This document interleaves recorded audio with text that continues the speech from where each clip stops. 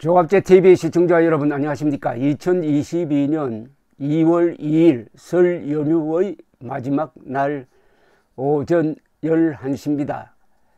우리가 누리는 이 문명의 기초는 사실과학법입니다. 사실과학법 중에서 하나만 무너져도 다른 두 개가 기능을 제대로 할 수가 없습니다. 그 중에서 가장 중요한 거 하나를 꼽으라면 사실이죠. 뭘 하든지, 무슨 생각을 하든지, 무슨 정책을 펴든지, 무슨 주장을 하든지 사실에 기초해야 한다는 뜻입니다.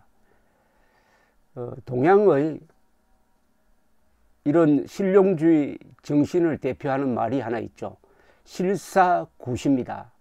실사구시 할 때 실은 현실, 사는 사실, 말은 현실과 사실에 기초하여 올바른 방향을 모색한다는 뜻입니다. 실사구시. 우리가 대통령을 뽑을 때 가장 중요한 기준은 누가 거짓말을 잘 하느냐, 누가 거짓말을 그래도 덜 하느냐, 이걸 기준으로 해야 되지 않겠습니까? 사람이 거짓말 안 할 수는 없습니다. 그러나 거짓말을 덜 해야 하고 거짓말이 들통났을 때는 부끄러워해야 합니다. 거짓말이 드러나도 부끄러워하지 않는 사람은 구제불능이죠. 이런 사람을 대통령으로 뽑으면은 국민들도 같은 거짓말쟁이가 되어버립니다.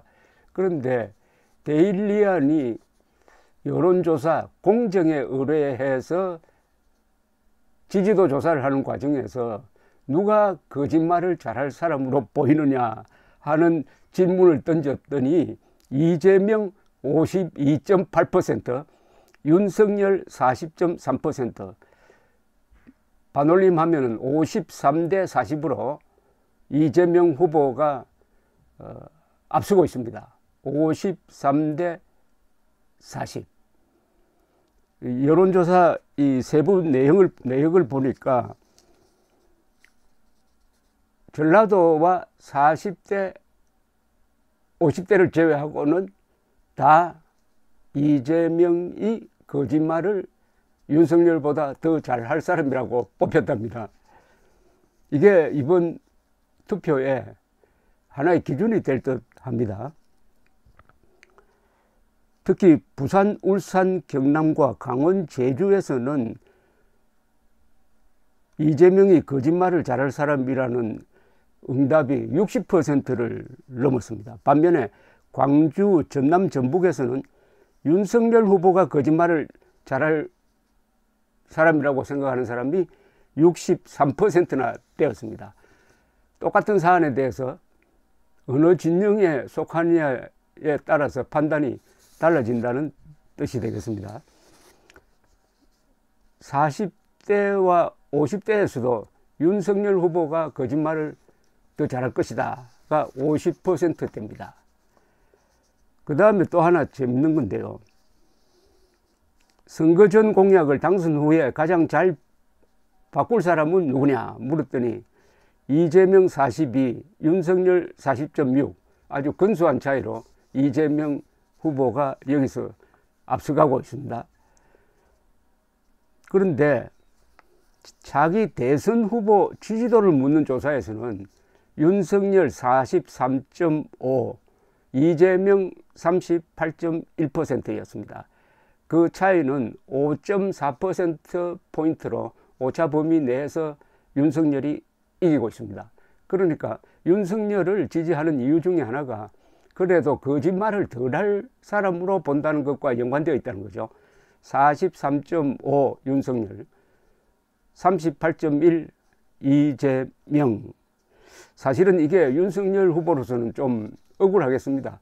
이재명의 숱한 거짓말 중에서 하나를 꼽으라면은 대장동 게이트에 대해서 이재명 후보는 무조건 특검하자 이렇게 이야기를 합니다. 그런데 민주당은 특검 법안을 제출하지 않아요.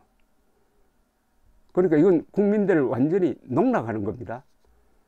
이번 선거의 구호는 또 속으면 개돼지가 돼야 되지 않을까 하는 생각이 듭니다. 이 조사는 지난달 29일 전국 남녀 유권자 1002명을 상대로 했고 플러스 마이너스 3.1%포인트의 오차 범위를 가지고 있습니다.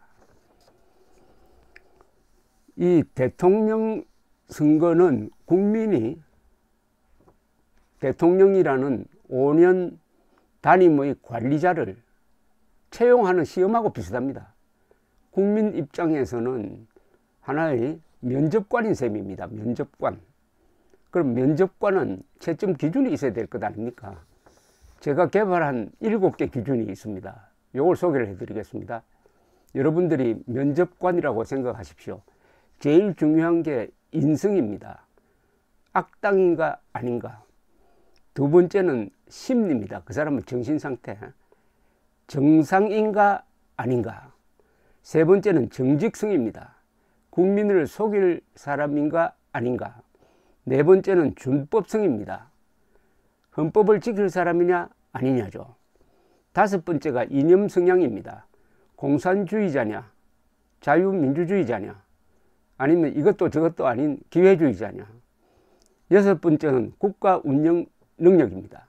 여기서 가장 중요한 것은 안보 외교 부문입니다.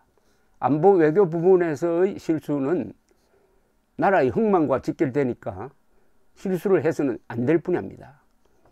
일곱 번째는 언어 능력입니다. 국내외로 정확하게 소통할 수 있는 한국어나 외국어 실력을 가졌느냐인 것입니다.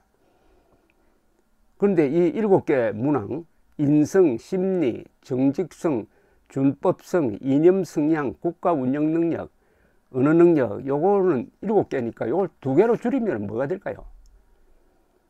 정직성과 정상성이라고 생각합니다. 정직한 사람이냐 아니면은 정신 상태가 비정상이냐 아니면 정상이냐를 따지는 거죠. 그래서 이 2개만 기억합시다. 이재명이 정직한 사람이냐 정상적인 사람이냐, 윤석열이 정직한 사람이냐 정상적인 사람이냐, 안철수가 정직한 사람이냐 정상적인 사람이냐, 심상정이 이렇게 한번 물으면은 자동적으로 채점이 되지 않을까 생각합니다. 여론조사 공정의 판단은 상당한 차이로 이재명이 윤석열보다는 거짓말을 더 많이 할 사람이다 라고 국민들이 생각하고 있다는 것입니다. 정상성과 정직성 중에 또 하나를 꼽으라면 뭘까요?